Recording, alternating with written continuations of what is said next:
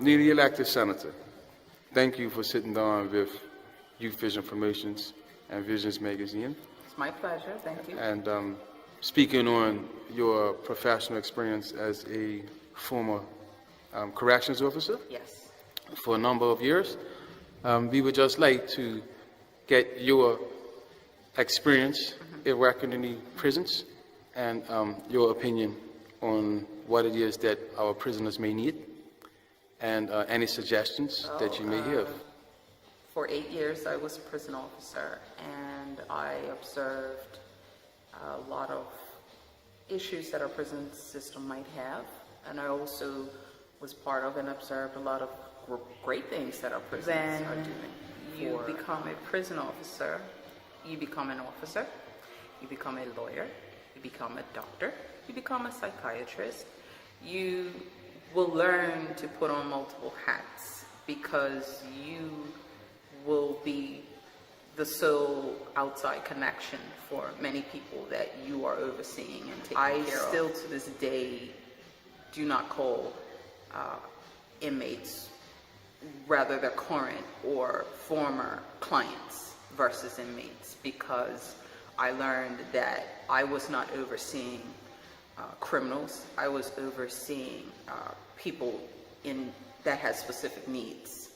I don't think people realize you are literally one incident away from being incarcerated yourself. Did you see any specific concerns that or issues that some of our prisoners may have in reoffending, or in some ways that they may feel trapped or underprivileged or whatever? What type of mentality some of our convicts may have?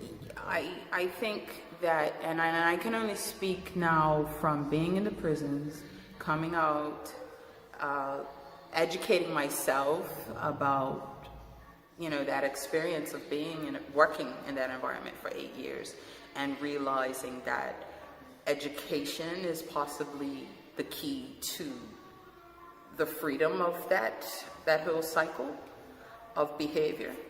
Then a person knows who they are and why they're doing the things that they're doing.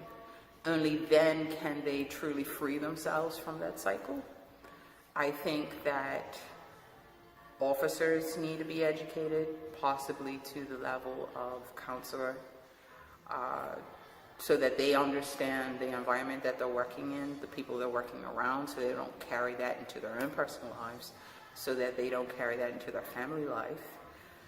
Also, the inmates should have some level of self-education as well as counsel, so that they can help liberate themselves from whatever cycle of life they're in.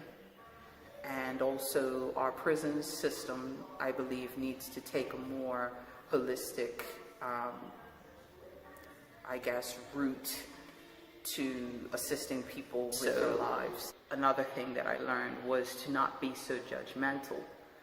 Too often we demonize other human beings. We give them titles like criminals, or this is a bad person, or this is an evil person. And the reality is, we've not asked ourselves, why has that person found themselves in this road of life, and what can I do as a person to help assist them to stop that cycle in their life? People that have drug importation charges, certain drugs like marijuana, for example, I don't believe should be, I believe it should be decriminalized so people don't get a criminal record in the first instance, and that we have more rehabilitative programs for persons that are on drugs.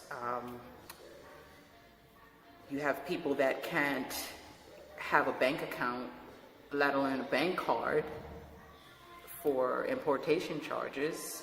How exactly are they supposed to function once they leave the prison? We have to ask ourselves, are we trying to build a system that keeps people incarcerated for the rest of their lives, or are we trying to rehabilitate people and show them how they can live a life that doesn't need to resort to crime to survive?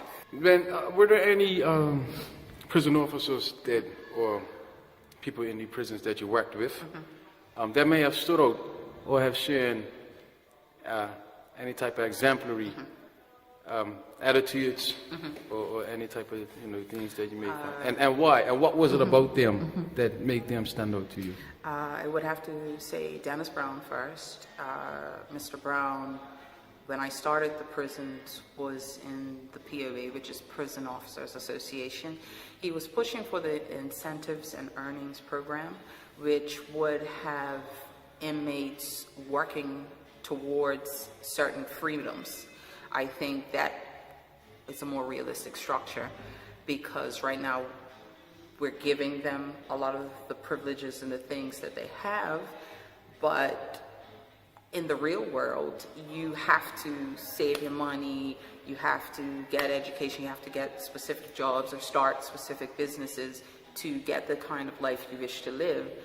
So we have to create an environment in the prison that is also similarly structured, so that they don't get so used to prison life that they can no longer function in the real world. Philip Downey, who used to ride my case and several other officers, but it was only because he gave his best. So he demanded that you give your best. And I'm very appreciative of people like Mr. Downey in my life who have always made sure that anything other than my best just wasn't good enough. What do you think about what we're trying to do?